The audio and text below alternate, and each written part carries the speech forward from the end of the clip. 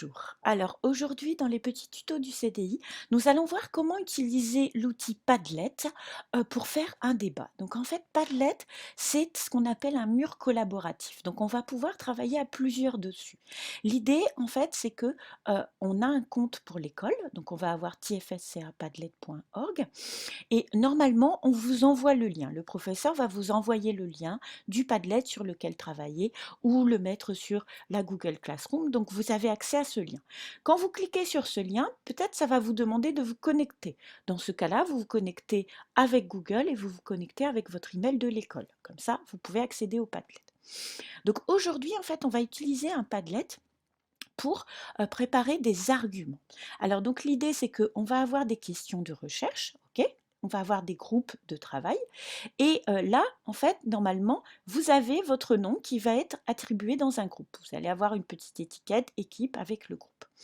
Donc ce que vous allez devoir faire en fait vous, c'est trouver des arguments pour notre débat. Donc un argument dans un débat, ça peut être un argument pour ou ça peut être un argument contre. Donc, vous allez d'abord faire des recherches. Donc, par exemple, vous allez utiliser les moteurs de recherche qu'on va vous montrer ici.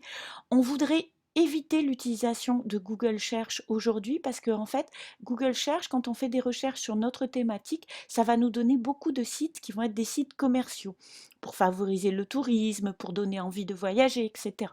Donc, on va essayer d'utiliser d'autres moteurs de recherche pour avoir différents angles d'approche. Donc, le premier, c'est Coin Junior. Il y en a un autre qui s'appelle DuckDuckGo, qui est très bien. Picker, ça va être un moteur de recherche en langue anglaise, mais très efficace.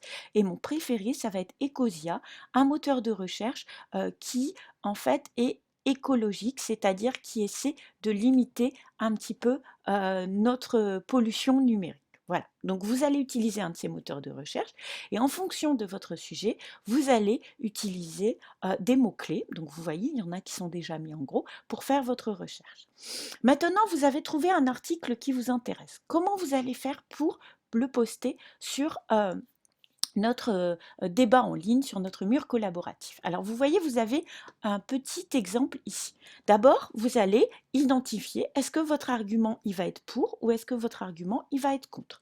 Donc par exemple, moi j'ai trouvé un article qui va être pour. Donc je vais mettre pour. Ensuite, je vais écrire mon prénom. D'accord? Donc hop, je mets mon prénom. Je vais joindre l'article. Donc pour faire ça, vous allez cliquer sur le petit lien et vous allez faire un copier-coller de l'adresse URL de l'article qui vous intéresse. Donc l'article va, moi, je vais mettre n'importe quel article là, l'article va se mettre, en fait, vous voyez, en lien directement. Et là, pour que vous fassiez vraiment une argumentation, donc là, vous avez donné une opinion, puis donné un exemple. Maintenant, il va falloir analyser, donc sous la forme de ce petit paragraphe, dans cet article, l'auteur nous donne des raisons pour expliquer que nanana, nanana. D'accord? Donc vous allez devoir donner une explication. Un argument, c'est ça. Un argument, c'est une idée, pour ou contre, une explication et un exemple. Donc l'idée, ça va être que chacun fasse deux arguments différents et à partir de là, qu'on puisse regarder un petit peu en ligne. Donc si vous êtes trompé, si vous avez fait une erreur, vous pouvez toujours éditer votre post. Vous pouvez toujours le continuer ici. Ou alors vous pouvez aller justement, par exemple, si vous avez envie de changer de couleur, on peut mettre des couleurs pour les différents arguments. Si vous avez besoin donc de rééditer votre post et puis de changer votre lien, vous pouvez également retourner là-dedans. Enfin voilà, vous avez plein de possibilités. Ça s'enregistre automatiquement, donc il n'y a pas besoin, vous voyez, dès que vous avez posté sur le mur collaboratif, c'est disponible pour tout le monde. Faites bien attention de travailler ensemble, de bien regarder où vous êtes. Vous voyez, par exemple, ici, j'ai une petite erreur, j'ai un exemple qui n'est pas au bon endroit. Vous pouvez, bien entendu, tout modifier et on compte sur vous pour trouver de très bons arguments. À très bientôt pour de nouvelles aventures des petits tutos du CDI.